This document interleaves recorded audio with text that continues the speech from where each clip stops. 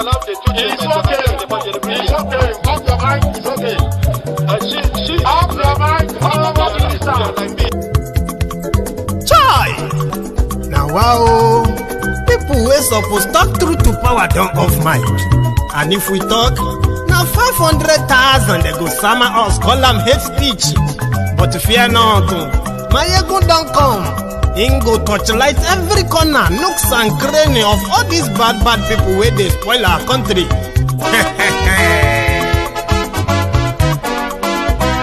So my people make we loud, oh, yo, yo. Maiyegun don't come, oh, yo, yo. My people make we shout, oh, yo, yo. Maiyegun don't come, oh, yo, yo. Maiyegun don't come, man of the masses, oh, yo, yo. Maiyegun don't come, oh, yo, yo.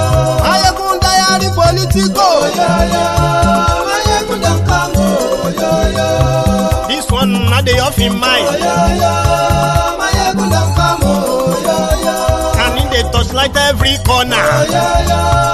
Maiyegun don't come, oh, yo, yo. Okay, some people be they holla say they want the power. Chai. Them be promise us say we go get light and power. Them hustle sote they can't get the power. But now they know they do anything with the power. Every day, dollar just they get it higher power over naira. See them talk say make we off mind. But thank God say Maiyegun don't come. So my people make you loud, oh, yo, yo. Maiyegun don't come, oh, yo, yo. My people make we shout, oh, yo, yo. Maiyegun don't come, oh, yo, yo. Maiyegun don't come, man of the masses, oh, yo, yo. Maiyegun don't come, oh, yo, yo. Maiyegun diary Politico, oh, yo, yo. Maiyegun don't come, oh, yo, yo. This one not the off in mind, oh, yo, yo. Maiyegun don't come, oh, yo, yo. Person where they do evil, no one make person talk. Them say that Maiyegun, that man too they talk. He too they talk. Say Maiyegun diary, he they hot like pepper. But every day then they take money in bulk. Poor man picking, they the street they hawk. Still them talk say make we no talk. But thank God say Maiyegun don't come. So my people make you loud, oh, yo, yo. Maiyegun don't come, oh, yo. Thank you very much. Good evening to you. Good morning to you. Good afternoon to you from wherever you are watching from. This is Maiyegun live. And thank you so much for joining me. Share the broadcast. Invite your friends. Tell them that Maiyegun is live. Glory Facebook, glory YouTube. Maiyegun diary, Maiyegun power. Gbogbo bó ṣe ń lọ ni Maiyegun já wa sí. Maiyegun diary, Maiyegun power. Àṣírí. You see, they say if you want to, if you tell one lie, you have to tell like another 2 lies to cover one lie. Then you need another 6 lies to cover the 3 lies. Then on and on, you have to keep lying. I told you that the shutting down of network in Zamfara is just a ruse, it's a cover-up. The news that just came in tonight is that the bandit, the terrorists are not running away from Zamfara. The Nigerian soldiers are not bombarding them as they claim to have been doing in the last couple of days. In fact, tonight, the terrorists, the bandits, they attacked the military base in Zamfara. They took over the base. They killed many soldiers, yeah? And they carted away many weapons. Meanwhile, they have taken over the place now. If by tomorrow they say Nigeria take over the barracks, it's because the bandits, the terrorists, they have completed the looting of the weaponry of Nigerian military. The same one that they use your money to buy. And yes, we like you. Glory YouTube. And yes, we like you. Tonight, I want to use most of my time to take you through the proposed constitution of Yoruba nation. This I'm going to read from first page to the last page. If you have the time, please stay with me. I promise that it's going to be interesting. That is guaranteed. if you would love to pay attention, okay? It is just to give you the insight into the minds of those who are proposing Yoruba nation. Also, to also give you a window to be a contributor, a participant in forming what will become the Article of Independence, the Yoruba Nation Constitution, the idea behind it, the government, the economy, the citizenship, what makes you a citizen of a Yoruba nation, what will make you a rightful landowner in Yoruba nation, what type of government are we going to be running, what type of economy are we going to be running, the type of policing system, the type of healthcare system, education system, defense, foreign affairs, and on and on and on and on. This is just to give you an insight into the mind of the people who are behind Yoruba nation agitation. Many would have probably have tried to dissuade you from believing in the realization or the realistic tendency of having a Yoruba nation by asking for it. Many may have discouraged you. They may have used so many subtle, useless means to discourage you. Some have told you the reason why they won't support Yoruba nation is because their favorite looters, their favorite career criminals called political leaders, they haven't made statements about Yoruba nation because they are not interested. Some will tell you because of this person, because of that person, that is why I will never be part of the Yoruba nation. Some will say, I don't even understand what it is all about. They are lying. Everybody knows what Yoruba nation is all about. They just want it to align with their own interest. In most cases, their selfish interest, which currently Nigeria is satisfying. Are you with me? This constitution proposed will give you the idea, and then it will open up flood of debates, conversation among the Yorubas, home and abroad, where we can begin to say, no, we don't like that. Yeah, that is good. You know what I mean? So that you can know that those who are proposing for Yoruba nation, they are not charlatans. They are not clout chasers. They are not irresponsible people. These are achieved professionals in their own chosen field. But for the love of the motherland, for the love of the fatherland, they dedicated their time and researches that, well, let's start this way. And I love it. Just like I said, I will make the reading more interesting to listen to. And most of the time, make you feel at home as a Yoruba person or as a friend of the Yorubas, home and abroad. Okay? So, but before we go into that quickly, I told you that when they said they shut down network in Zamfara and in Katsina, I told you that it was just a decoy to make sure that reports of any of the cover-up or of the terrorists in that part of Nigeria, including the crime of kidnapping, ransacking villages, and killing people every day, that has become everyday mental sum for the news media and their readers in Nigeria. They wanted to pretend to be fighting it when they are not, by shutting down internet communication so that the rest of the world will never really know what is going on in Zamfara and in those places.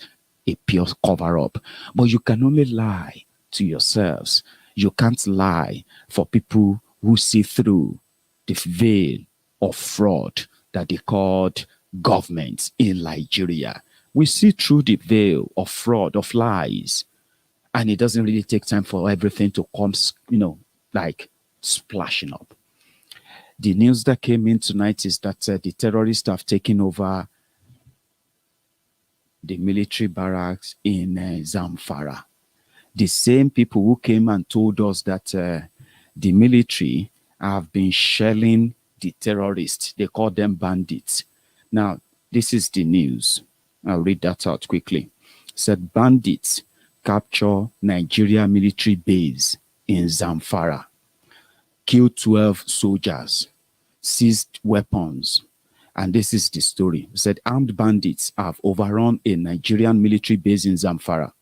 People's Gazette has learned, marking a major setback in the campaign to curb violent crimes across the state. The bandits struck a forward operating base in Mutumji, Dansadao, about 80 kilometers south of the capital, Guzo, at about 10:30 a.m. on Saturday. That was yesterday, by the way. Officials immediately confirmed 12 fatalities, comprising 9 Nigerian Air Force officers, 2 police officers, and Nigerian Army, a soldier. It was not immediately clear the level of fire that the soldiers returned to prevent the base from being sacked. All slain personnel were evacuated to Yerima Bakura Specialist Hospital in Guzo, and the 3 wounded have been receiving treatment at a brigade medical facility. Right? The attackers also seized weapons from the killed service members and set ablaze other equipment in the facility.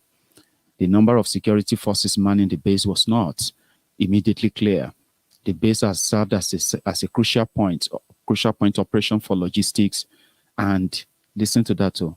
The base has served as a crucial point operation for logistics and reconnaissance efforts to rout out bandits operating between the eastern flank of Zamfara and western Katsina, the only flank where they put logistics. Military logistics are their weapons, okay? Weapons, guns, all those stuff. And they said they are Air Force officials, so Air Force inside deserts, right? Is a base. All the weapons in that base gone. The logistics being used to they claim to be fighting the terrorists. All of them gone. Why they are reporting in their media in Nigeria that the Nigeria military have been killing, have been shelling, have been routing the terrorists since they shut down the internet. The Buharidins, the Buhari Teterins, the Buhari Dinotus, the Buhari Dijatus, all these Buhari Shukus, the Unekari, the Ungoziaris, the Unamdiaris, some of these obedient fools, the unboot slaves, the sophisticated morons of this world. Yeah, and their own aunties and uncles abroad. I'm talking about the Mumumadus, the Bele lecturers, and the Mumu lecturers of this world. They jump on that bandwagon of fraud and lie to tell the whole world that it was in fact a success that they shut down network in these states. Well, that didn't last. They have killed soldiers. The bandits that Gumi said they were just businessmen. Somebody was asking how come they have Air Force inside the desert? I was like, well, Nigeria. So they set you up there. If you are a southerner, what have you, they set you up, put you in those places, and once those guys need to come in and take their weapons, take whatever Nigeria is delivering for them, the men you take the delivery, they come in, they kill as many as they can kill, and they cut away all the weapons. Then they display the weapons. They display them, telling the Nigerian people that you are all fools. And who is paying for the weapons? The people of the southern Nigeria. The money from cows can buy them AK-47.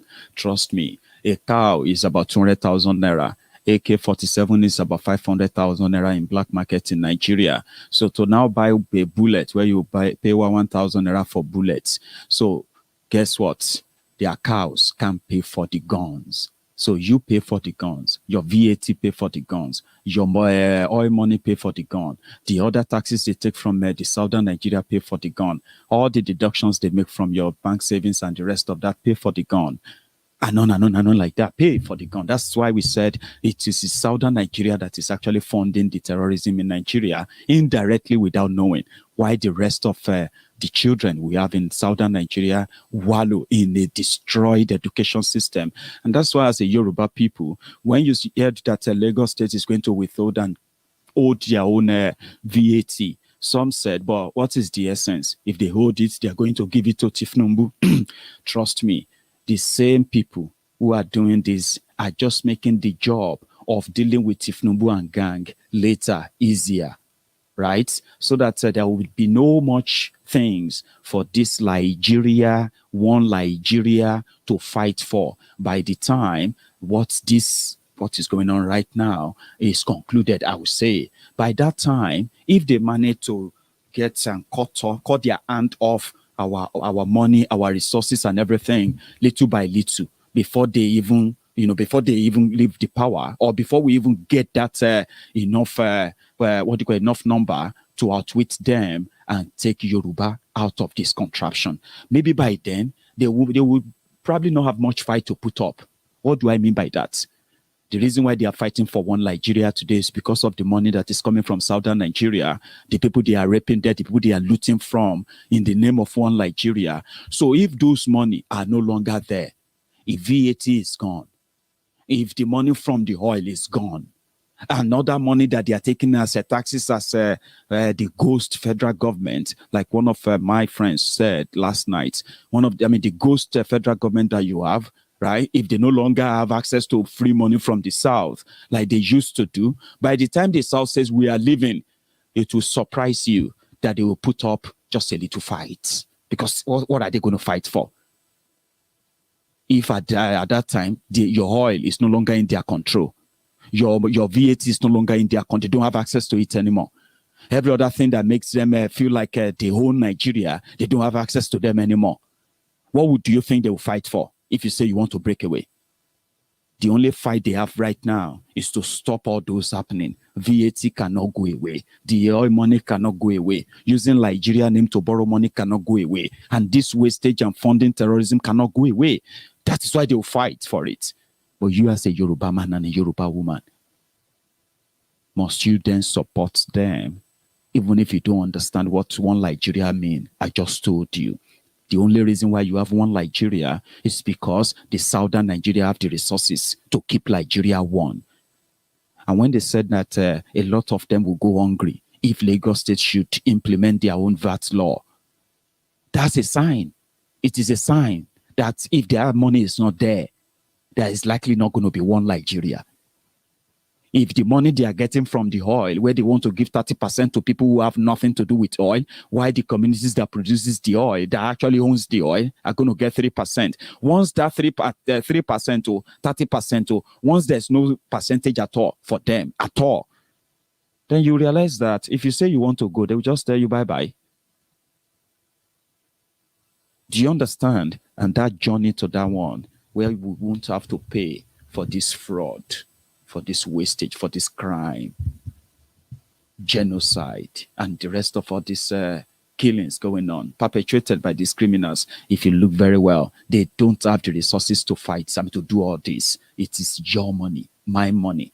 Every time I send money to Nigeria, they take their charges from the money. Every time those I give money to in Nigeria goes on to spend money, yes, they take VAT from that money. They take other charges from that money. My money that I give to other people, that goes into your system, and that money that they take from there goes back into funding terrorism. You know why? Because all those states that covers and pay bandits and pay terrorists, call them repentant terrorists, they will get allocation every month from the proceeds of every penny you spend whenever you go out there to spend money. Even when you refuse to spend money and you leave it in your bank, they will still take from it. Trust me. So why can't we just have it to ourselves when we can use these resources to further help our different communities that are currently falling into the hands of armed terrorists? Don't listen to the news. And now let's take a quick look at the proposed Yoruba Nation Constitution, which is put together by the following people.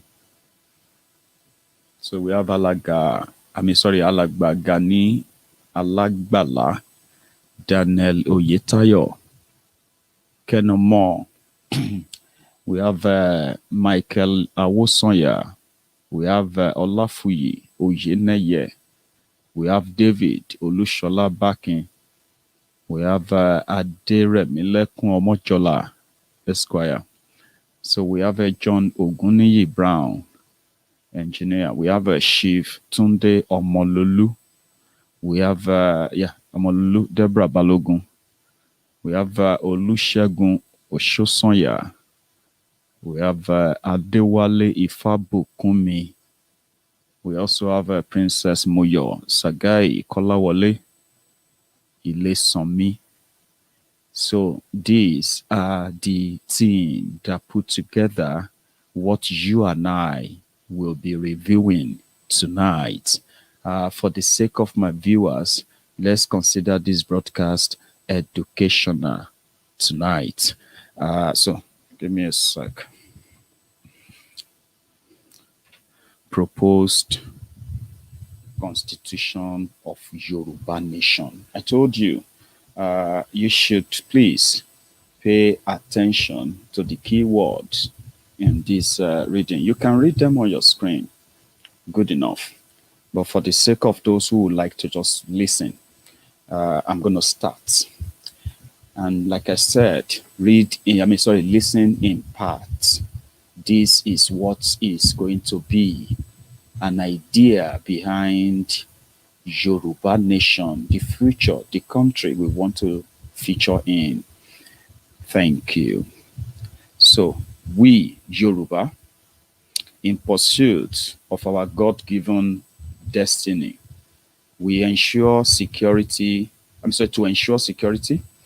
to foster equal opportunity and enable all to manifest the blessings endowed by our Creator, to affirm and preserve our heritage, customs, and traditions, to express our inalienable rights, and to occupy our place among the nations, do hereby establish this Constitution for just governance and the equitable administration of resources.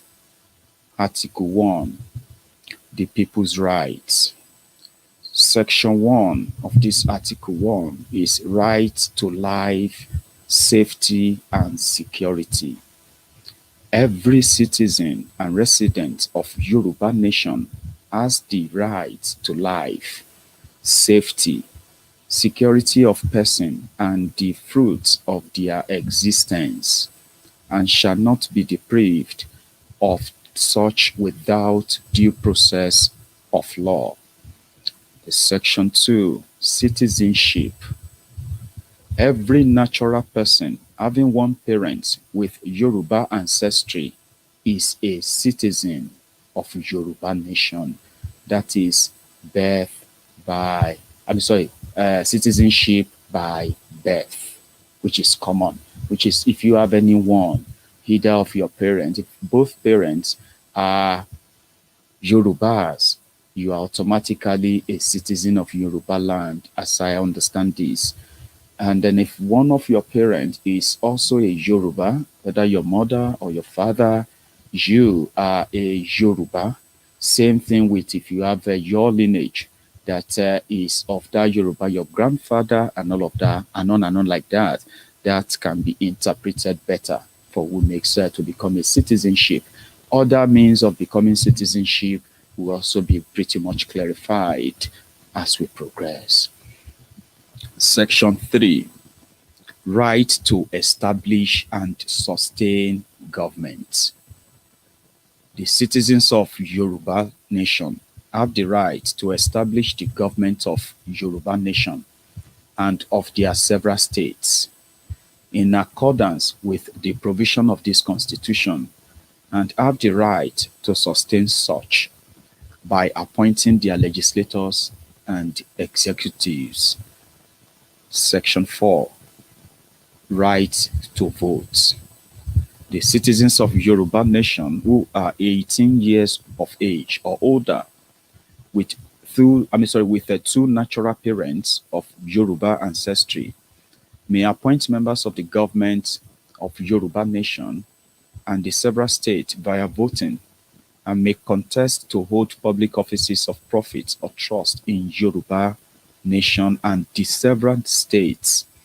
This right shall not be denied or diminished by Yoruba nation or any state therein, nor by reason of failure to pay any tax. Your right to vote is not hindered even if you don't pay your tax. You will never lose your right to choose those who lead you in Yoruba land. That too is open for interpretation, further interpretation. Section 5, rights to dignity. The right of dignity being sacred, the people shall be free of abuse from the government and any agent thereof. The assembly and state legislatures shall enact firm punishment for such abuse and violations, which the executive of Yoruba nation and the states, respectively, shall duly enforce. In section 6, the right to land. Under this section 6 of this proposed constitution, it has its own clauses, 3 clauses. Clause 1, all land belong to natural persons. Aside from land reserved for public use, to be administered by Yoruba nation and the several states thereof, all land belong to natural persons who are citizens of Yoruba nation, having both parents of Yoruba ancestries, or who inherit land from at least one parent of Yoruba ancestry. They alone shall hold title to land, whether directly or through corporate entities solely owned by them. Section 6, Clause 2. Citizens hold title. The people's right to land, whether ancestral lands or those secured by legitimate transactions, shall not be encroached or such land taken except for public use, where necessary and proper, and upon just compensation, notwithstanding the foregoing. No natural person lacking two natural parents of Yoruba ancestry may through purchase acquire title to land. You can buy land, you can rent land if you don't have any ancestral connection to hold title to land in Yoruba land. That is also open for further interpretation. I love it that is so blunt and straightforward. We shouldn't have any problem with that. Clause 3, limits on government transfer of title. Neither the government of Yoruba nation nor of the several states shall issue land title or a lease beyond 4 years to any person who is not a natural person, citizen of Yoruba nation, or to any corporate entity that is not completely owned by natural person, citizens of Yoruba nation. Further, lawyers can do more interpretation on that for us as well. Now let's go to section 7. Section 7 of this Article 1 of the proposed Constitution of Yoruba nation, right to freedom from corruption, says under this section 7, you have other clauses too, which you can say section 7, subsection 1, A, B, subsection 1, then you have subsection 2A, 2B, like they do in this modern constitution. But here it is. It says clause 1 under section 7 on your right to freedom from corruption. The citizens and residents of Yoruba nation shall be free of corruption. No person holding an office of profit or trust under Yoruba nation or the state thereof shall be entitled to criminal immunity in cases of corruption or abuse of power, regardless of impeachment. Even if you are impeached for corruption, you will still be tried for your crime. Then the clause 2A, the reorientation program. Upon the inception of Yoruba nation, the interim government shall, immediately and without delay, as soon as practicable, institute a nationwide program of reorientation for the entirety of a Yoruba nation, starting with every person serving in the interim government and continuing with the subsequent government. Every person who is employed by any government of Yoruba nation or the several states must undergo the orientation program, something like a national program. I love that. Then they have this section, they have section 7, clause 2b, participation.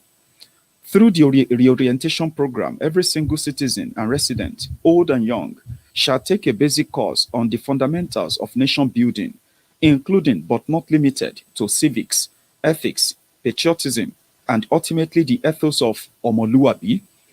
The section 7 and clause 2c says, reorientation in perpetuity.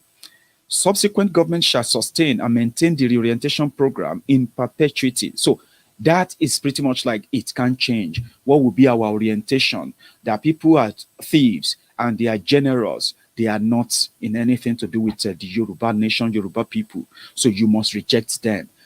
Even if a thief is dressed in gold loin, he is still a thief. He must be rejected. Remember that this is part of the reorientation program for everyone to know that if you commit a crime, there will be no sacred cows at all. Section 7. 2D. Implementation of reorientation. There shall be established a Yoruba Reorientation Corps composed of Yoruba youth to serve as stationed in every village, town, local government, and city of Yoruba nation. The Corps shall be structured and trained to offer reorientation course to the people, and a certificate shall be issued to every person upon completion of the course. An enforcement mechanism shall be created to ensure the people's compliance with the reorientation program. There's another one there. And then to section 8, right to meaningful education going forward. Every resident of Yoruba nation is entitled to a meaningful primary and secondary education, the expense of which shall be administered by the state of domicile. The curriculum shall respect and incorporate the language, history, custom, heritage, and culture of the Yoruba people. Section 9, right to meaningful health care. Every citizen of Yoruba nation is entitled to meaningful health care, the expense of which shall be administered by the state of domicile, such service being administered with respect to people's rights to dignity. I love that. Just like NHS, because we're going to get to the part of governance, economy, funding. You can now sip your tea, sip that coffee if you have to. Thank you so much, Omo Yoruba. I have a lot of people in the house tonight.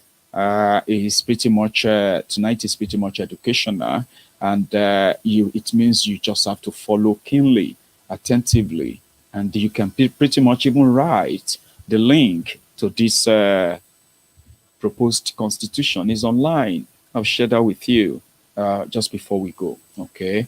Thank you very much. Am I the only one seeing the contradiction in section 2 and section 6, clause 1 on citizenship and land ownership as per Yoruba ancestry? That too is the reason why we are talking about, once we have this conversation, we'll begin to have an idea of what is that Yoruba nation, what's it going to be like? What's going to be the idea? You get what I mean now? Let me continue. It's so interesting, honestly. Take your time and follow up, okay? So let's go to section 10. Official language and right to Yoruba language. Yoruba, being the official language of Yoruba nation and the several states, every person is entitled to communicate and conduct business in the Yoruba in Yoruba language. Okay, in the Yoruba language. So section 11. So language is going to be very important as part of our own new nation. Good enough, we can speak Yoruba, we can speak English, we can still communicate as much as we can communicate with the rest of the world. But you know what? Officially, Yoruba language will be more promoted across all platforms, websites, search engines, Everywhere you go to, you can convert and, what do you call it? You can translate every language to Yoruba language. As you can do now, it will become more official. You carry currencies, you carry international, your own passport, you carry identifications that actually are written in your own Ede Yoruba. Get what I mean? It's interesting, honestly. Let's go to section 11. Freedom of religion. There shall be freedom with regard to religion or spirituality. Neither the assembly nor the state legislatures shall make any law with regard to an official religion or spirituality. No person holding any office of profit or trust in Yoruba nation or the several states shall mandate or require any person to observe any religious or spiritual practice. I love that. Separating religion from states. Let those who will take on religious doctrine, let them do their business, but don't bring it to business. I love that. Now, freedom of speech, section 12, says, there shall be no law or regulation prohibiting or abridging the free exercise of speech or of the press. There shall be no laws or regulation encroaching on the right to petition the government for a redress of grievances. And the right of the people to assemble peacefully shall be undisturbed in perpetuity. What this simply states is that there are some things that legislatures cannot legislate on. They cannot discuss, they cannot change, they cannot regulate on in Yoruba nation. I love that too. For further interpretation, I know we have lawyers watching me too. Section 13 of the proposed constitution, right to arms. Here is something I love too. Not because I love guns, but Nigeria is becoming the Taliban of Africa. You are going to begin to get to the world where you begin to think of how to protect yourselves by yourselves. And the people who are putting together this proposed constitution, they have that in mind. And I love them for it. Your right to bear arms. The right of the people to arms shall not be infringed, save for necessary and proper processes as shall be determined by state legislature. The only time they can take away your right to own gun in Yoruba land is if you violate some certain things that will warrant them to suspend your license and all of that. Again, open for further interpretation. I would say section 14. Search warrants and arrest warrants required. No such warrant or arrest warrant shall be issued without probable cause, founded upon oath or affirmation, and such warrants must specifically set forth the place or places to be searched and the persons or things to be seized. The right of the people to privacy and security in their buildings, papers, items, and devices shall not be violated by unreasonable searches and seizures. Section 15, that too is also open to further interpretation, because there will also be something they will call criminal code, criminal laws that they will be designed for different crimes in Yoruba land. But from this constitution, if it's eventually there, right, from there they will derive the power to enact those penal code. Trust me, lawyers knows what I'm talking about. Let's go to section 15. No double trials for the same crime. No person shall be tried twice for the same criminal offense. Section 16 says right to remain silent. Every person in Yoruba nation has the right to remain silent. You don't have to say anything. Even if they continue to ask you 1 million questions, it will be your right, your Miranda right to remain silent, okay?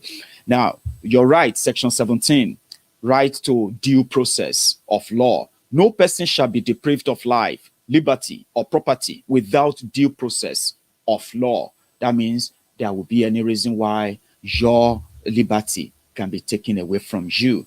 Not like how you have it right now, when they say your right, you have freedom of speech, but there is no guaranteed freedom after speech. That is fraud.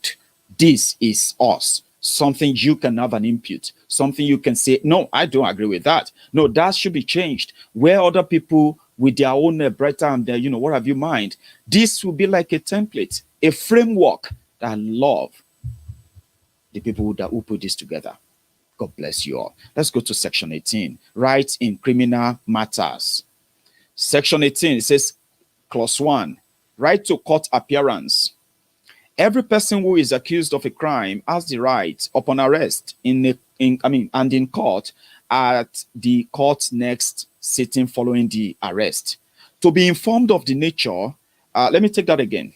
Every person who is accused of a crime has the right upon arrest and in court at the court's next sitting following the arrest to be informed of the nature and cause of the accusation, to be confronted in open court with the witness or witnesses, to have compulsory process for obtaining witnesses favorable to defending against the accusation, and to have the assistance of a lawyer to defend against the accusation.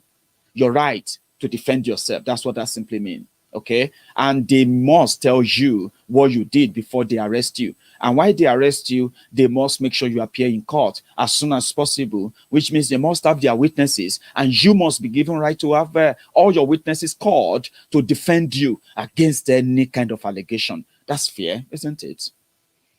It is fair. Let's go to section 18, clause 2. Right to speedy and public trial, impartial jury. Except in cases of impeachment, determining the fact of all crimes where loss of life, imprisonment, or loss of liberty is a potential punishment, shall be by a speedy and public trial. The person accused has the right to trial by an impartial jury in the state or district of Yoruba nation where the alleged crime occurred. Section 18, clause 3, location of trials. Trials and court proceedings shall be, let me take that again.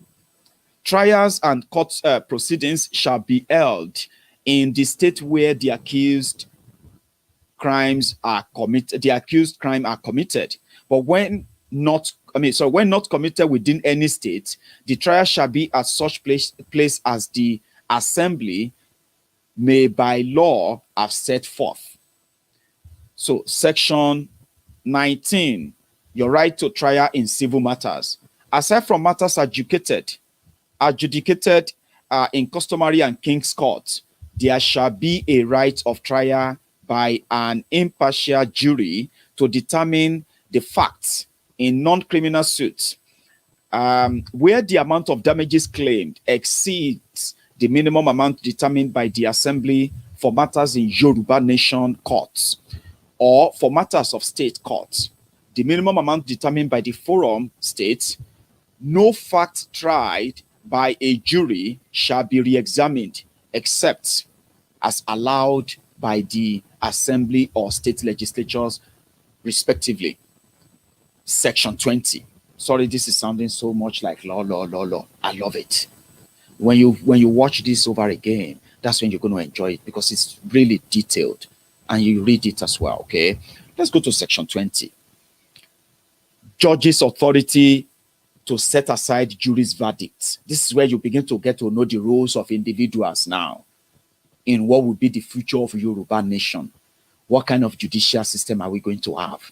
What is their power, their role, and which one can override which one? And where can you get justice? And how long can you get your justice? All of this is the framework now, okay? Section 20, judges' authority to set aside jury's verdict. It all starts from jury, right? They'll bring a jury when you have a case that is within the local area where customary courts and every other court that is permitted by law to listen to your case.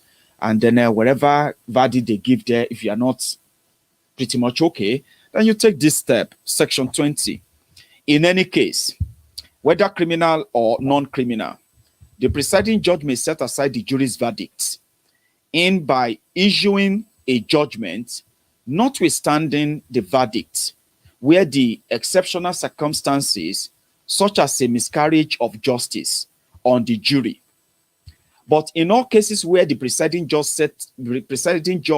sets aside the jury's verdict, the judge shall issue a detailed writ setting forth the basis for setting aside the jury's verdict.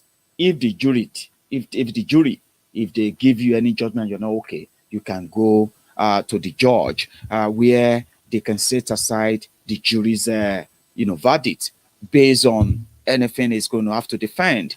Now, section 21, no excessive bail, fines, cruel and unusual punishment. The people of Yoruba nation and the several states shall not be subject to excessive bail, excessive fines, and cruel and unusual punishment. Section 22, no slavery or involuntary servitude in Yoruba land. No person in Yoruba nation shall be subject to slavery or involuntary servitude, except as a punishment for a crime where there is due conviction upon due process. No government in Yoruba land shall privatize or abdicate the administration of prisons and of police power. Section 23, no discrimination on the basis of sex. With the exception of traditional and ancient matters, the right of citizens and rights of Yoruba nation to be denied or abridged by Yoruba nation or by any state on account of sex. There are some customs in Yoruba land that will say some things are not allowed for women to participate in. You know what I'm talking about. These areas are areas that the Yoruba women themselves are pretty much aware of. So this will be respected. Apart from that, nobody must discriminate against you because of your sex if you are a woman or if you are a man, or any sex you choose. That's my understanding of that, which is pretty much open to further, further explanation, I would say.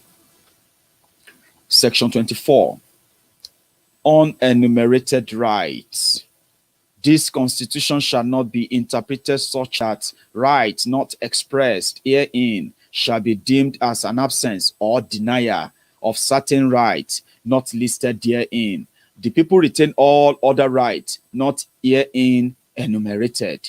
Do you understand what that means? That even if they have not covered all the rights, your rights and everything that it should be as is proposed here, it doesn't deny you the right to them, and nobody must deny you those rights. Again, it is open to further interpretation. Section 25, unenumerated powers.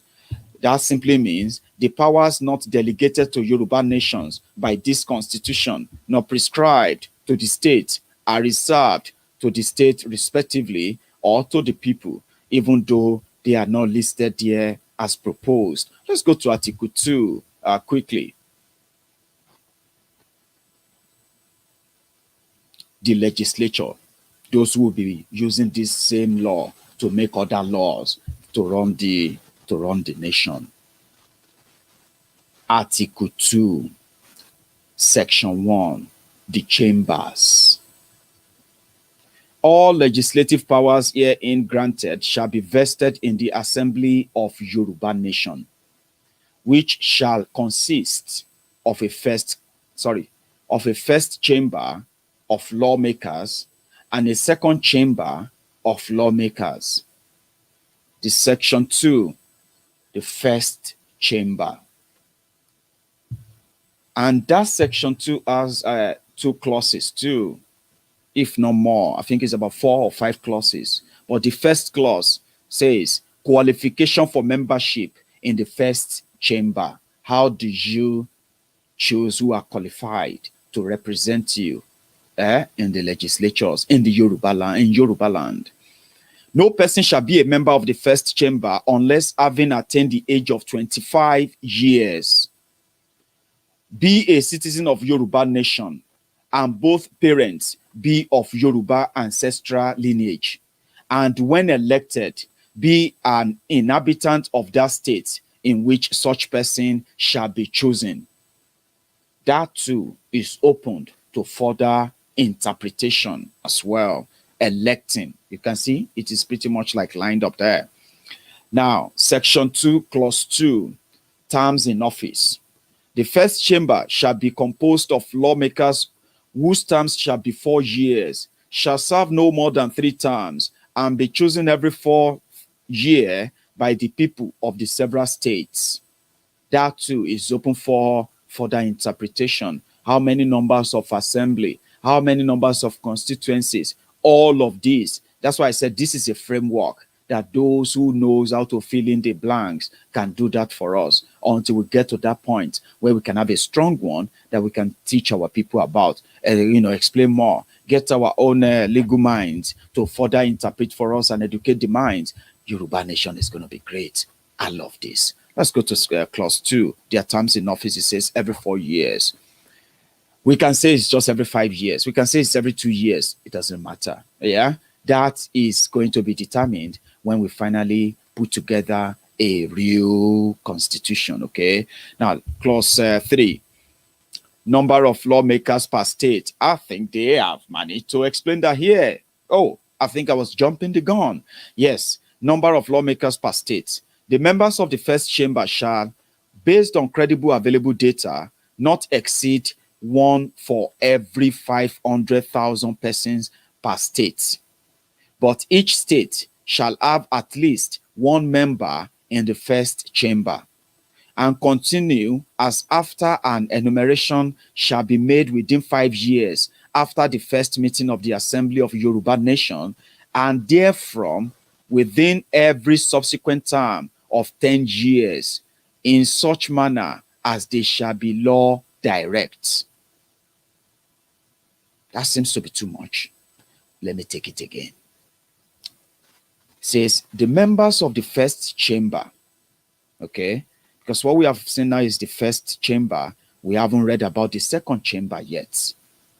So let's say the first chamber is the biggest chamber, okay, of the senior lawmakers. So it says the members of the first chamber, based on credible available data, not exceed 1 for every 500,000 person per state. So let's say Ogun State has about 4.5 million people. Ogun State will have 9 people representing them in that first chamber. Okay. Lagos State has 20 million people. Maybe Lagos State then will have how many representatives? Let's see. 500,000 in 20 places. That should be, let's see. In 4, that's going to be 9 times 4. Wow. Anyway, let's proceed. And it says that, but each state shall have at least 1 member in the first chamber, and continue as after an enumeration shall be made within 5 years after the first meeting of the Assembly of Yoruba Nation, and therefrom within every subsequent term of 10 years, in such manner as they shall be law direct. Okay, apart from all those that will be elected, each state will have 1 person that will be there. It will be getting enumeration that's getting paid every 5 years, and it can be there for 10 years, and all as law as the law direct. I don't know what the role that person will be playing, but again, remember, this is the framework, something to work with. Then vacancy, it says, in the case of vacancy in the first chamber from any state during a term, the governor of that state shall, according to that state's electoral law, appoint a citizen of that state to complete the term or facilitate an election to fill such vacancy. Talking about vacancy now. Now using the position of anybody called governor or administrator or whatever you want to call him then. Okay, so how to replace them in the case of absence and all of that without creating a vacuum. Again, remember, this is a framework.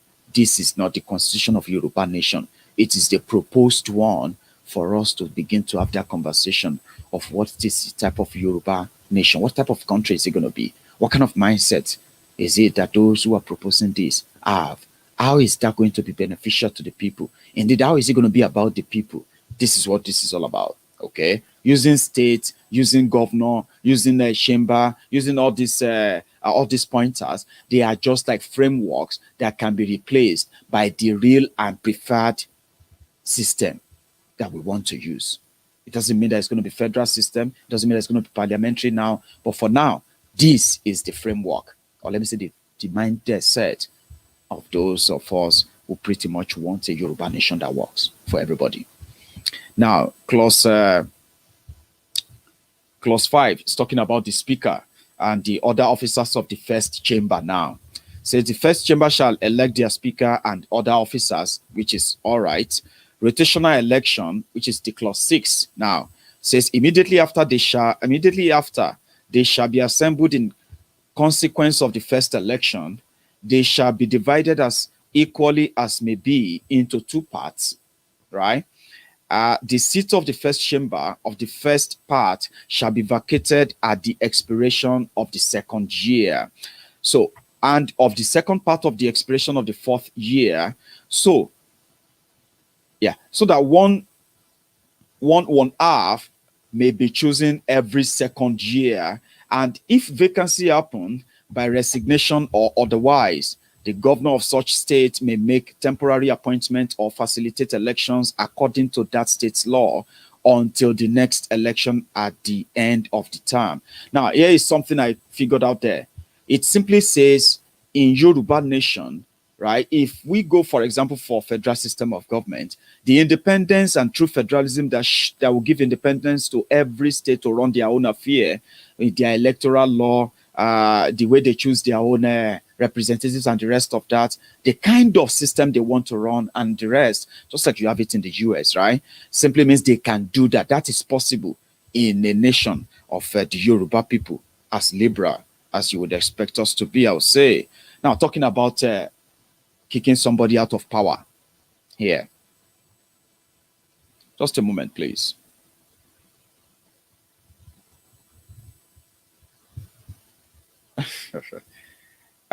Give me a sec. I think I should read a bit of your comment because I've just been reading and talking. Let me see some of the reactions, so to say. Let's see. Thank you very much. So I'm so happy that some of us are, in fact, following this. Like I said, you shouldn't, by any means, right? You should not criticize this, okay? This is giving you the idea. And like we said, it's going to be like it is like a framework.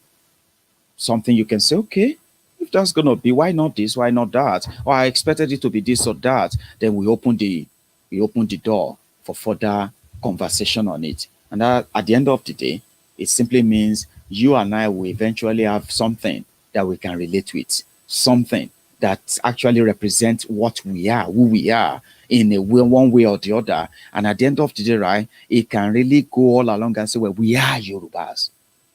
Get what I mean? So yeah, so I love it. Now, talking about the second chamber now. The second chamber, according to this, has its own clauses too. But it says, clause 1 of this section 3. Qualification for membership in the second chamber. No person shall be a lawmaker of the second chamber who shall not have attained the age of 35. Remember the age of the first chamber, the age of the second chamber. You have to be at least 35 years of age and be a citizen of Yoruba nation and an inhabitant of that state in which such person shall be chosen. Clause 2 says the terms of office. Read that. That one says, second chamber shall be composed of lawmakers who shall serve no more than 2 terms, chosen by the people thereof. In this case, there's going to be term limits for lawmakers in Yoruba nation, something that you don't have in the current Nigeria as we do now. So that's something you should also pay attention to. And they are proposing 6 years for them. And they said every 6 years they will contest. And after the second term, that's it. So numbers of lawmakers in this second chamber is put at, they said there shall be 2 lawmakers on the second chamber from each state within Yoruba nation, okay? So, and he spoke about vacancy, how they will elect the replacement. Then the position of president, that's what makes it sounds like a presidential system of government or federal system of government. But again, it is a framework.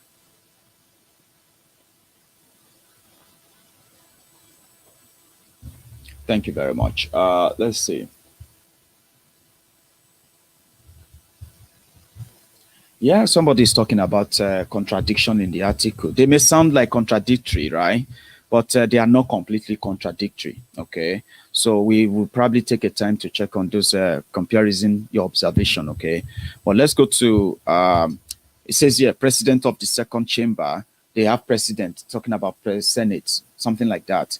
I personally, if I have to propose, that we don't need any two chambers. Okay, we need one assembly that can just discuss everything. Why the local government and the municipals and the local areas will run the country, because they will actually be the closest to the people. So I have my own reservations too. Well, I love this, the framework that you and I can have this conversation. Without this, yeah, we can just talk and talk a million words. They will never be together like this. Now we have something that can guide our conversation, our expectation of the people who did this. And they are watching us. And one way or the other, they will read your reactions too. They will be open for your suggestions. And when they finally come out with a refined, completed, filled real constitution, right, which will never, ever stop being reviewed anyway, right, then you and I will begin to get this attachment to that Yoruba nation. You'll be like, man, I'm beginning to love it now. I'm beginning to imagine what it's going to look like. This is the kind of things that will give you that attachment. Some of the things that will give you that sense of belonging. Things you can talk about. Things you can imagine for what you want to see. Things that will prepare you for that journey of that Yoruba nation, so to say. And if you don't have that attachment, trust me, it will be so difficult for us to really have that push as we expect to anyway. Are you following me? Let's go to that self. Yeah, they talk about the principal officers. I don't want to read much on that. It's about rotation of elections, the trial and removal of that president of the Senate. Then they talk about the town hall meetings. Section 4 of that, Article 2 says that town hall meetings, the lawmakers of the first chamber shall have at least one town hall meeting every 2 months in their respective local governments during each term in office.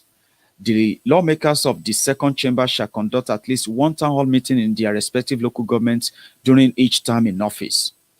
Now it says Section 5, Clause 1, time, place, and manner of elections. The times, places, and manner of holding elections for the assembly shall be prescribed in each state by the legislatures thereof.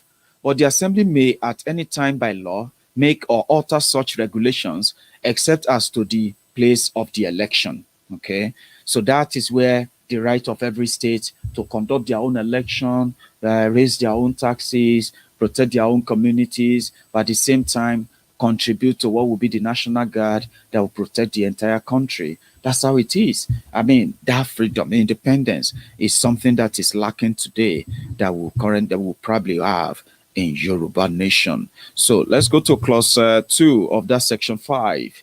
Assembly to determine beginning and end of term. Yeah, we understand that. The quorum requirement, authority to compel attendance. This is about the legislation as well.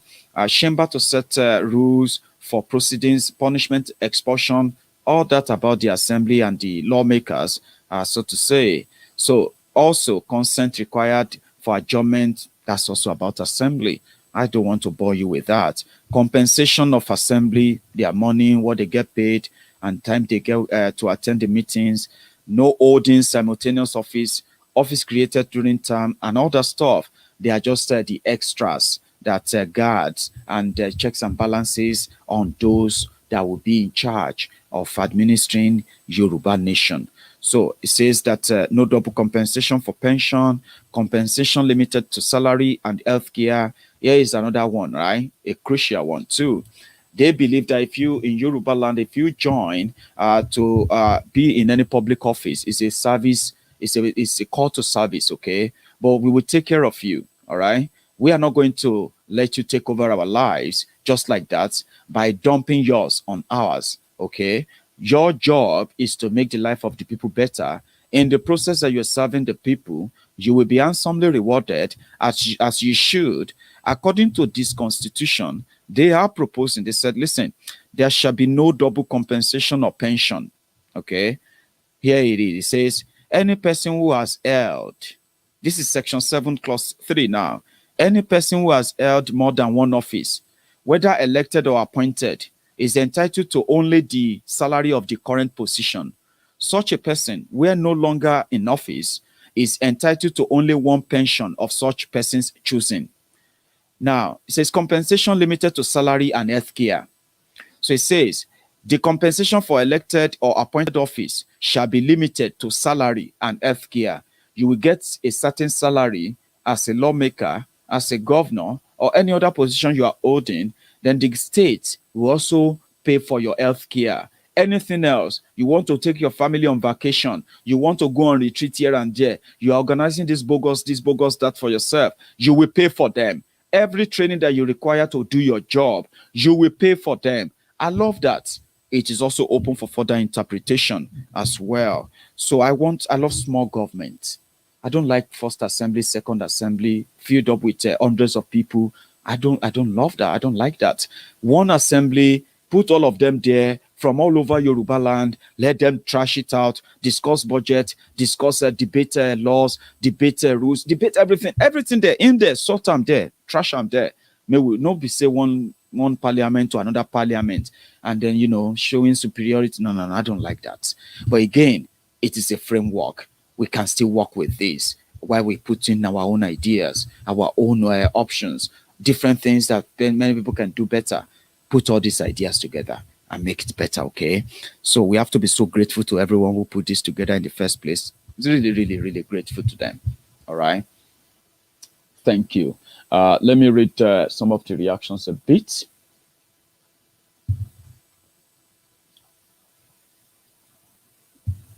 Thank you very much. Let's go on. So it says here that revenue shall originate from first chamber, bills for revenue, president's veto of bills, what the president can veto, and the rest of that, president's veto of order, resolution of votes, assembly's power to collect income tax, all those defined, authority to borrow, to borrow money on the credit of Yoruba nation. That clause, which is section 9, clause 2. Now, clause 3 says regulation of commerce, to regulate commerce with foreign nations and among other states. This is framework. Remember, they can then be developed into what we want and how we want it to be. So money, standard, to coin money, regulate the value thereof and of foreign legal tender, and fix the standard of weight and measures. We will determine that. You will get to know what will be our kilo, what is it going to be called in Yoruba, what is going to be our every other weight, measurement and all of that. What are we going to call them in Yoruba? On and on and on like that. Okay. One moment.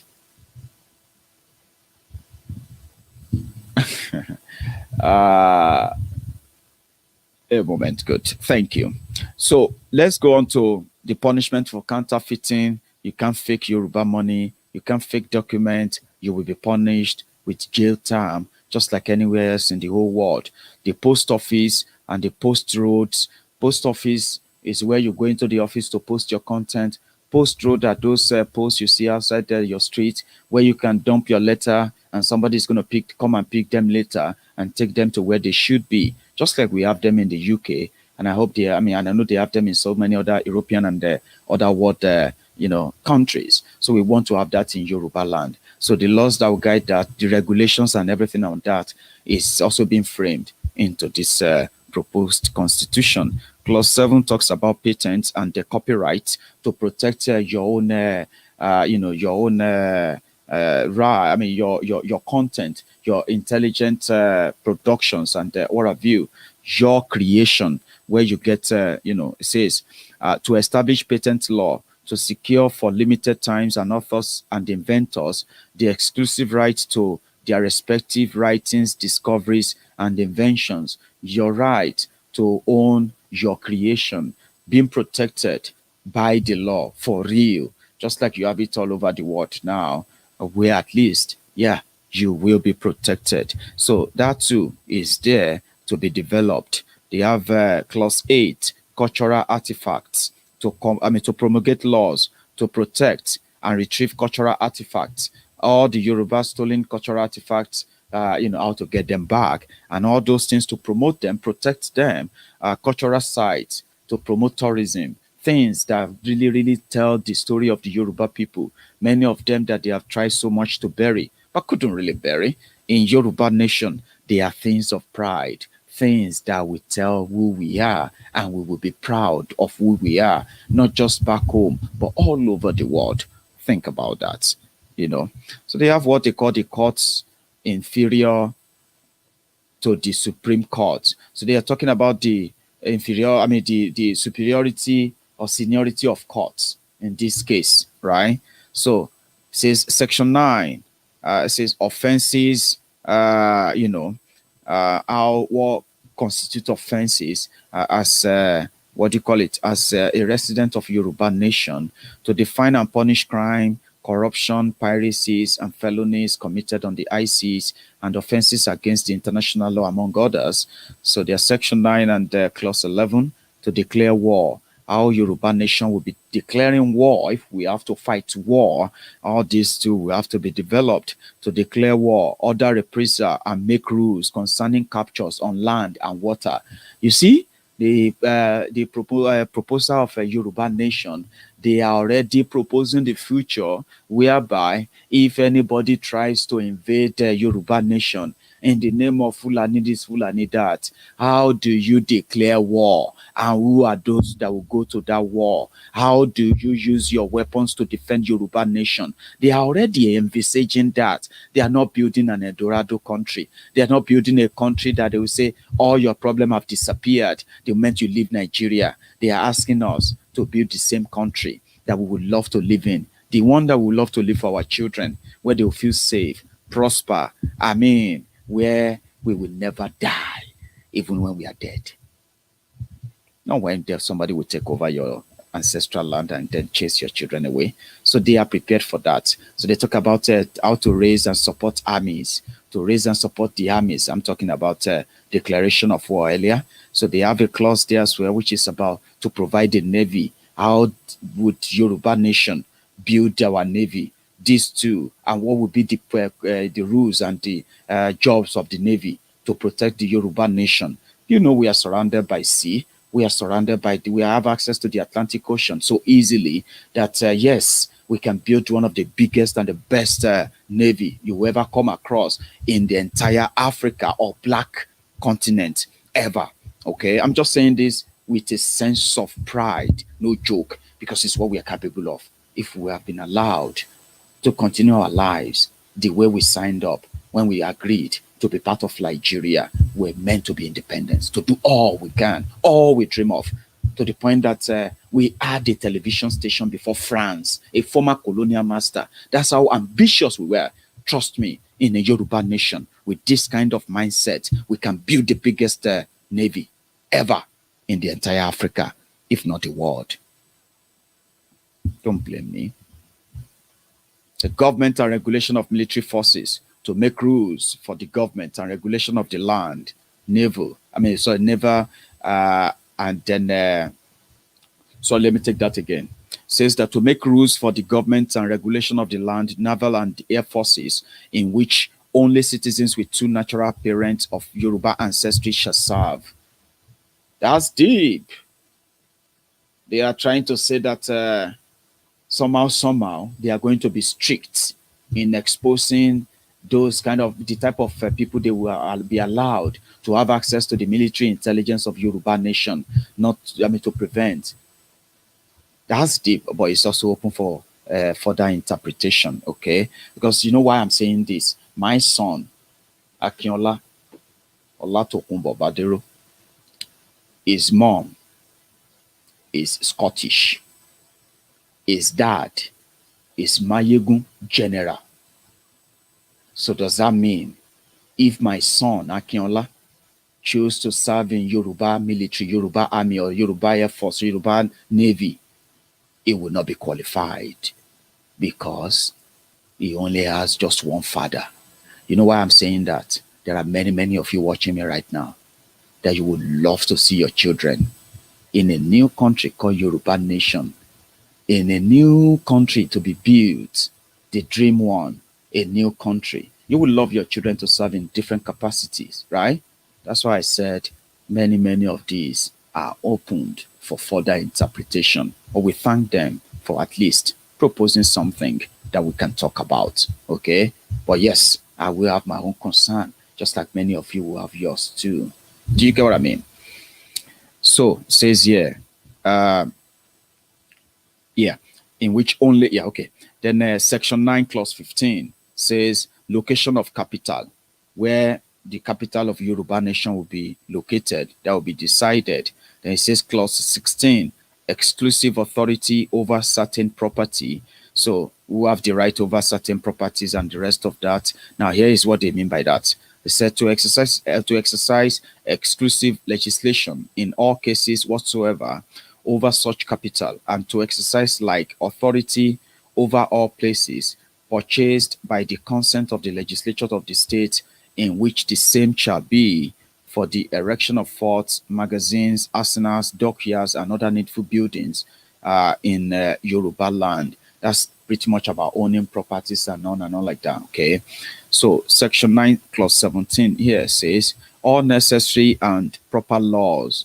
What that simply means is that to make all laws which shall be necessary and proper for carrying into execution the foregoing powers and all other powers powers vested by this constitution in the government of Yoruba nation or in any department or officer thereof. So it's pretty much about education, education and what have you. So habeas corpus, that's the privilege of the writ of habeas corpus, shall not be suspended unless when in cases of rebellion or invasion, the public safety may require it. So habeas corpus is like a martial law, okay? That's what I understand about that. Martial law, where every right will be suspended and they can tell all of you to stay at home. Okay, what I mean now? They can tell you to stay at home, that you can't go anywhere. They can, for the sake of the public safety, they will say. So that too will never be used in Yoruba land except when it is extremely required. So then they have section 10, clause 2, which is due process required.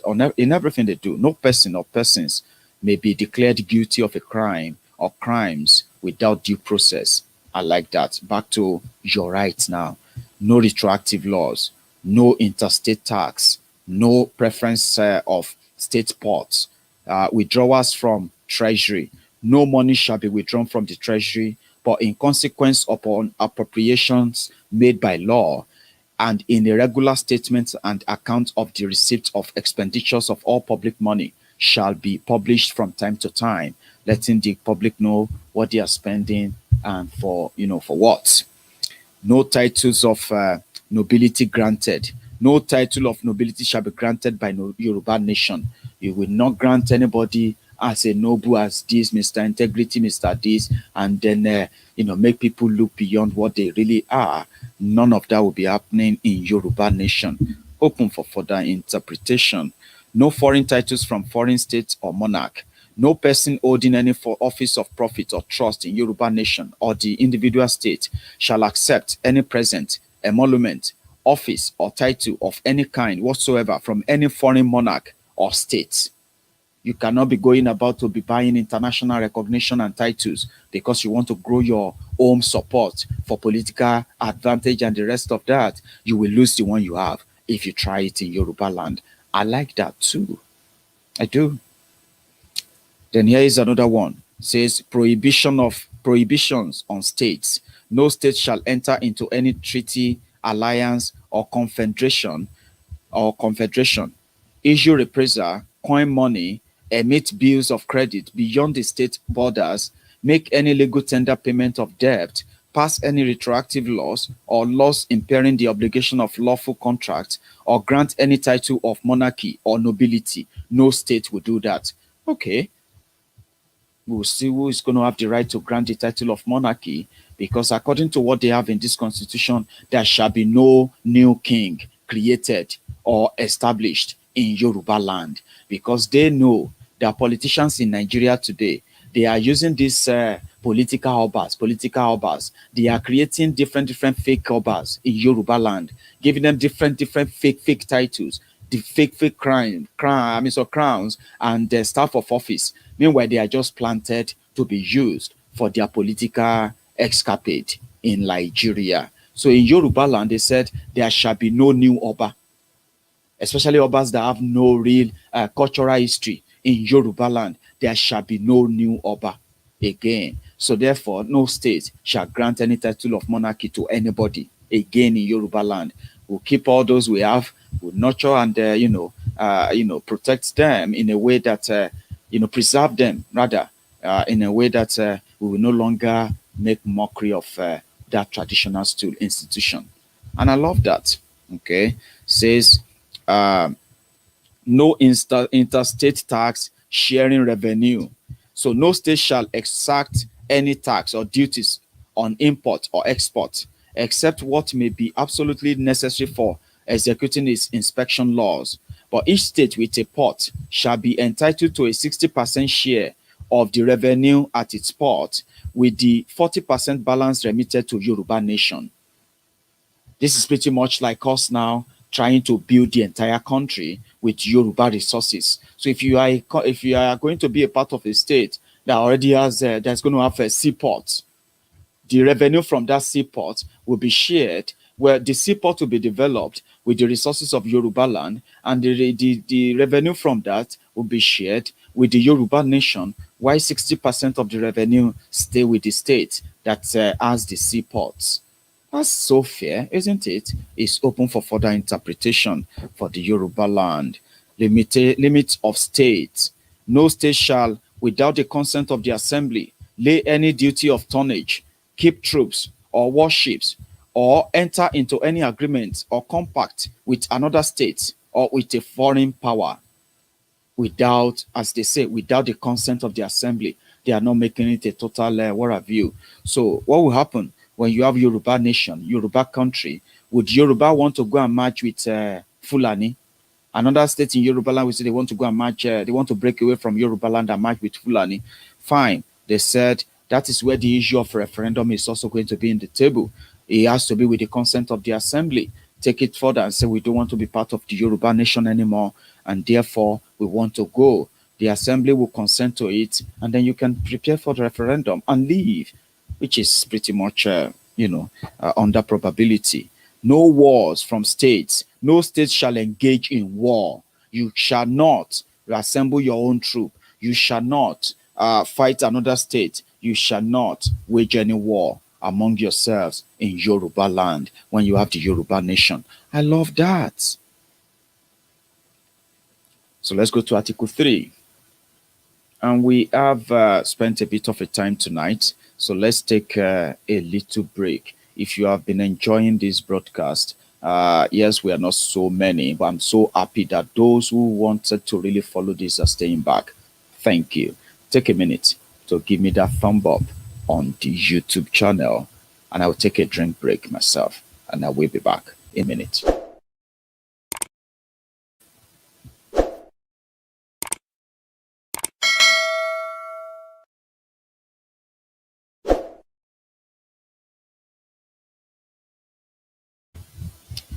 Thank you very much. So we have just about 30 minutes to go, and I hope I covered this enough to the point of that of the Yoruba kings. I love that. Now, Article 3 is now talking about the executive, the office of who is going to be the president or whatever name you're going to give him or her, or how many terms of office he's going to have or she's going to have. Yes, all this. What's the qualification and all that stuff, okay? It says the terms of office, clause 1, qualification for president, who is going to be qualified to be called the president of Nigeria. The president of Yoruba nation. Then we will be looking at this. It says, clause 2, qualifications. No person shall be eligible to the office of the president of Yoruba nation or any other elected office in a state or within any branch of Yoruba nation, except such person be a person of Yoruba nation with two natural parents of Yoruba ancestral lineage. I understand why they continue to insist on two parents, okay? It's simply because today, look at Nigeria. Bokwari, whose father came from Niger Republic. Bokwari destroyed Nigeria For what? To develop Niger Republic. It's not that because it's making Niger Republic any better, but his preference for Niger Republic is obvious. Even when they ransack Daura, destroy the lives of the people in Katsina, he will still pretty much prefer Niger Republic, where his father, the Baba Onipepe from Niger Republic, came from. You get what I mean now? So I understand the suspicion of your parent is your parent, your parent. I get that. But it's open for further interpretation. Because I would love to see my son, Akinola, to have the belief that one day he himself can be the leader of a Yoruba nation by qualification, by his own blood, well, let me say by birth, I would say. I don't want somebody to tell him that, oh, you are not a full Yoruba. Your mother is Scottish. Trust me, it will defeat the purpose of why we are actually doing what we are doing. Do you get what I mean now? So that's why I said, I'm glad we are treating this, and we are pretty much grateful that some people were able to put this together. But putting it as two ancestral parents, no. You are kicking some of us out of that. And it is pretty much needed to be reviewed, I'll say. So let's continue. Says about the age requirement for the president. Well, that is open for conversation as well. Further interpretation. State elections for president, vice president, transparent election, local government election and state electoral commissions, composition of state electoral commission, blah, blah, blah, blah. All this about, administration and those who actually conduct your election. Very pretty much important. But again, voting by citizens in diaspora, it means that in Yoruba nation, we can indeed vote from abroad to choose those who decide the fate and the destiny of our people back in that place. Something Nigeria would never do. And even if they did, it's going to be rigged. We can't really trust that rigged system, can we? Sure we can't. Now, so voting by citizens in diaspora says citizens of the Yoruba nation in diaspora shall be eligible to vote through their respective consulates. We have a Yoruba consulate all over the world. You have our embassy all over the world, which means that if you are interested in following the election in Yoruba nation, you can easily go in there and cast your vote ahead of the day of the real election, so that your vote will be in Nigeria, read and announced right there from your base in the US, okay, and all over the world. I love the sound of that, by the way. So local government certifying election says upon tabulation of the ballot, each local government electoral commission shall certify to the secretary of that state the result of the election from that local government. Okay, so at the electoral commission to satisfy state's result, says section 1 clause 11 rather, says the state electoral commission headed by that state secretary shall review and certify the results submitted by the individual local governments and formally deliver the result of that state election to the joint meeting of the assembly. Joint meeting. You remember? First assembly, second assembly. The result of the election will be presented to them and announced right there. That's a long process. I don't know why. But again, it's a framework. Remember. So it says, when you get to clause 12, it says assembly to tabulate and determine winner. Okay. The governor and deputy elected similar to president and vice president. How is that? Succession to the office of president, vice president's terms of office when succeeding the president. When some other than vice president succeed the president, all these terms are there. Also, compensation for assuming presidency. Well, let me read that. I want to read that. It says, where the presidency dissolves to the Speaker of the House, majority leader of the second chamber or the chairman of the Council of Kings shall not be entitled to any compensation, including but not limited to pension, beyond that which such person is entitled to in the position occupied before assuming the presidency. This is pretty much about those who hold what, their terms, and all of that. There's a part I love most, which is the part of that, Council of Kings. I told you that before. So, removing the president says something about Section 5. Section 5 Section 6, joint section of the Assembly. Section 7, removal on impeachment for certain crimes. Section 8, clause 1, removal of president for incapacity. Section 8, clause 2, president returned to office after removal for incapacity. That's a long read, okay? I'm going to give you the link. Then you have the judiciary again, which is the Article 4. And I think that is where we're going to have to continue some other time. Article 4 of the judiciary. Let me give you a summary of what we actually treated there tonight, okay? Tonight, we have an idea of those who are sitting together to propose something that we can work with, a framework, okay? Just like a template where you can say, what makes you a citizen? Or what will make you a citizen of Yoruba land, Yoruba nation, okay? Oduduwa Republic. They'll say, okay, is it just going to be about your parents? What other factors will make you have the right to own land and have the title to that land? What type of title of land do you own, even if you are not from Yoruba land? All these have been stated in what I have explained to you tonight, okay? Those who are going to administer or make laws, those who are going to make laws, those who are going to interpret the laws, the check and balances, things that indeed protect the interest of the Yoruba people, culture, tradition, history, language. All of these have been covered in the first segment of this broadcast, okay? Take your time to listen to this.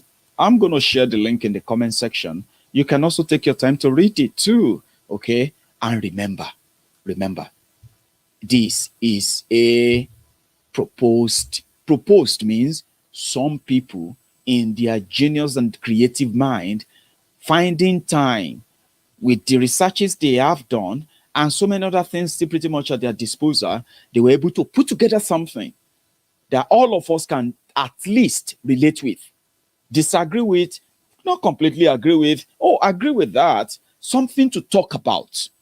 The legal system, the policing system, the defense, the economy, you know what I mean? The education, your right to education. How is that going to be funded? Your right to healthcare. How is that going to be funded? How are those who are going to be in charge of all of this will be responsible and they will be held accountable? What are the framework of law that can really hold them when the people can feel like they own the power?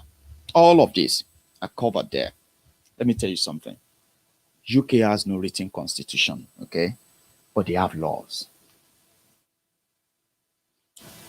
All these laws, you don't really have to know all of them, but you can feel them. If you ask anybody about the pension, how does the pension work in the UK? They may not be able to tell you a lot, like what the professionals would do, a lot. But trust me, they will tell you more of things that you can indeed understand about how the tax system, pension system, how they benefit, how they save, and how all of that work. They don't have to know which part of the law says that must be, but they can feel it. They know that domestic violence, domestic terrorism, they have different ways they tackle them in this country. People don't need to know which of the laws. They don't need to know which section of it, but they know that if there is fire in this building right now, it is the responsibility of the fire service to come here within minutes. If they don't, somebody who is responsible for that will be held responsible, and they have to give reasons why. So you don't know which of their law says they must be here, but you feel it. Your children in this country are expected to get the better and the best quality of education that you can get anywhere. Standard education, uninterrupted education system. They have to deliver it. You don't know which of the law says that. I don't know which of the law says that, but I feel it. That's what laws is all about. That's how it works. There's connection. People knows they are there. They may not give you the exact word for word, but they know how they are there and they work. That is what they are proposing here for us. So you get to know who you are going to talk to. You know what I mean now? So the issue of dual citizenship is very, very critical, especially if you have to consider the role some of us in the diaspora have played since this whole awareness and agitation started. We have been at the forefront. We are not just talking, we are also putting in our money, a lot of our money, to encourage people, to enlighten them that, listen, you can have it better, but you won't have it so cheap if you don't ask for it. So you can't then build a country and exclude our children.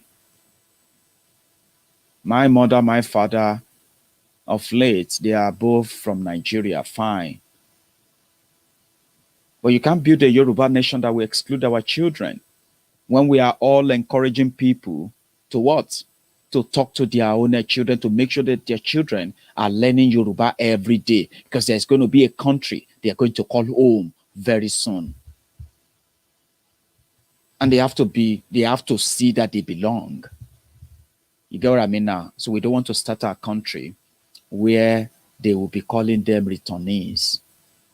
So I'm saying this to the people who are doing all of this. Remember, the diasporans, the Yorubas in diaspora, they are doing this.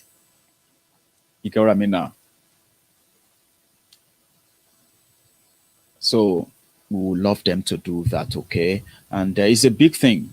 You get what I mean now? It's a big thing. And the repetition of both parents and the rest of that can actually put a lot of people off. It is not a selling point in any way. And to be honest, this document is already public. That's why we have to tell people, this is not the constitution. This is the proposed one. And it's good enough that we're all going to be reacting to it, and they're going to be seeing our reactions until they will tell us, that is the revised version now. We want people to see that and then tell us their own reactions. Very important. I don't want my children to be answering questions that I'm supposed to have already answered. You get what I mean now? I don't want that. Okay? And I don't want the mindset of anyone who excluded them in decision-making of Yoruba land when their parents fought for it. You know what I'm talking about. Imagine when I turn 80 and I'm living in Yoruba land. No longer living in Scotland. And we already have Yoruba nation. And my son, Caleb Akionlabadero, says, Daddy, I'm thinking of running for the position of this or that. And then somebody will say, no, you can't. Say, Daddy, is that true? Then I'm like, no, I don't know that. That can't be true. I would never fight for a country that will make my son become a second-class citizen. That's not going to happen. And you know, even if I'm 80 years old then, I will still cause trouble. Maybe not then they will kill me. So I don't want that. So we should be very, very, very mindful of all this. They are very important, because we have millions of us that will probably return home with our children, family, that will believe that they are returning to Yoruba land, the land of their ancestral origin. Guess that. You can't exclude that, okay? And I hope, trust me, even at 80 years, I say, hey, that man, you see that old man there, that Maiyegun guy, that old man, that trouble guy, you go and see him video on YouTube 40 years ago, 35 years ago. Go and watch his videos. Go and watch his videos of 40, 45 years ago. He was a real trouble. The guy, I know the tired, and I won't get tired. So I'm just saying this now, because if we are talking about reviewing things, and then, also encouraging our people to get involved, these little things, they are not little. They are so important. And I hope they work on it, okay? So, guys, thank you so much for joining me tonight. We were on earlier today, remember? So tonight I decided to do this so that I can continue the second version of it, and we can have it on record on Maiyegun's Diary Politico that we treated this, until we get more people to have more reasons why this is a very, very viable cause, okay? It is not a journey of a journey of 2, 3, 4 days, 2, 3, 4 months, 2, 3, 4 years. It is a journey of lifetime until we achieve what is rightly ours. Everyone is going to think we are crazy. Okay? But until we have enough people who understand exactly what they want, if they don't, they can fight for it. You get what I mean now? So thank you so much, every one of you, for joining me again tonight. I'm going to leave now. Okay? And I'm going to see you again tomorrow. Remember, before you go, just give me that thumb up under that video. If you're just joining, take your time. Watch the broadcast from the beginning again, okay? I'm going to see you again. And good night.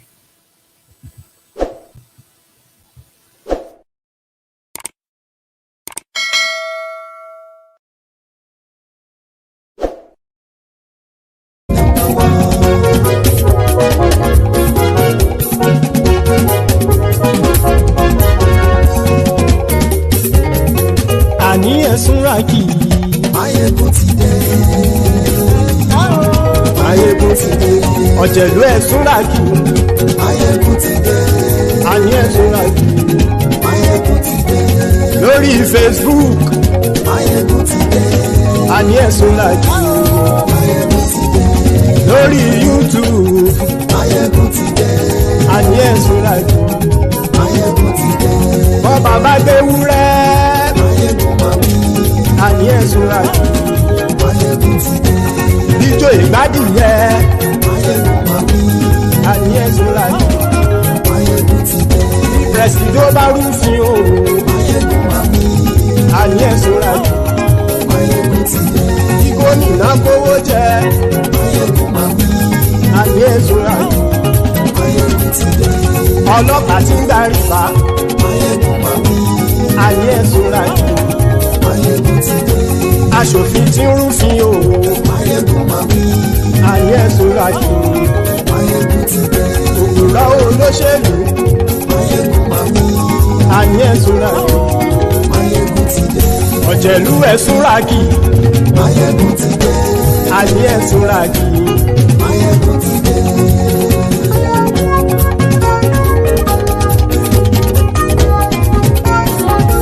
Maiyegun ti dé. Gbogbo ọ̀jẹ̀lú ẹ̀ Súnrakì. Maiyegun ti dé. Gbogbo ọ̀jẹ̀lú ẹ̀ Súnrakì. Ṣùgbọ́n ní bá ti ṣe èyí tó yẹ kí wọ́n ṣe, ọmọ bá dèrò ní fi wọ́n níran o. Maiyegun ti dé. Gbogbo ọ̀jẹ̀lú ẹ̀ Súnrakì. Maiyegun ti dé. Gbogbo ọ̀jẹ̀lú ẹ̀ Súnrakì. Ṣùgbọ́n ní bá ti ṣe yìí tó yẹ kí wọ́n ṣe, ọmọ bá dẹ́rọ̀ òní fi wọ́n níran. Wọ́n fowó bẹ́ẹ̀ o. Maiyegun ó sọ pé wọ́n ò bẹ́ẹ̀. Wọ́n fowó bẹ́ẹ̀. Maiyegun ó sọ pé wọ́n ò bẹ́ẹ̀. Oníkan ṣáàtì ṣe yìí tó yẹ kí wọ́n ṣe fáwọn ará ìlú tó gbé wọn débẹ̀ o. Maiyegun ti dé. Gbogbo ọ̀jẹ̀lú ẹ̀ Súnrakì. Maiyegun ti dé. Gbogbo ọ̀jẹ̀lú ẹ̀ Súnrakì. Ṣùgbọ́n ní bá ti ṣe yìí tó yẹ kí wọ́n ṣe, ọmọ bá dẹ́rọ̀ òní fi wọ́n níran. Kì máa yí ṣe eré, ọ̀rọ̀ yìí kì í ṣe ẹ̀fẹ̀. Kì máa yí ṣe eré, ọ̀rọ̀ yìí kì í ṣe ẹ̀fẹ̀. Ẹni bá ti lè lẹ́bọ̀ lẹ́rù o, ọmọ bá dèrò kàṣàyè tú wọn síta. Maiyegun ti dé. Gbogbo ọ̀jẹ̀lú ẹ̀ Súnrakì. Maiyegun ti dé. Gbogbo ọ̀jẹ̀lú ẹ̀ Súnrakì. Ṣùgbọ́n ní bá ti ṣe yìí tó yẹ kí wọ́n ṣe, ọmọ bá dẹ́rọ̀ òní fi wọ́n níran. Tẹnitẹni ọmọ Maiyegun ọ̀rẹ́ ara ìlú mọ̀mọ́ ni mo fọlọ́run ṣọ́ ẹ̀ bá kìlẹ́bù. Lóòótọ́ olódodo ìlú ọ̀tá ìlú mọ̀mọ́ ni ìwọ ṣá máa ń ṣọ́ra kò sì mọ́ bẹ̀rù. Bọ́tà ń lé ibo níṣègùn lé káwọn mọ̀mọ́ fi ṣera wọn ni ó ti dẹrùn tí wọn ò gbọ́dọ̀ sì mọ́ bẹ̀. èèpo ọ̀bọ̀ lọmọ bá dérò tàjẹ́ ò gbọ́dọ̀ jẹ.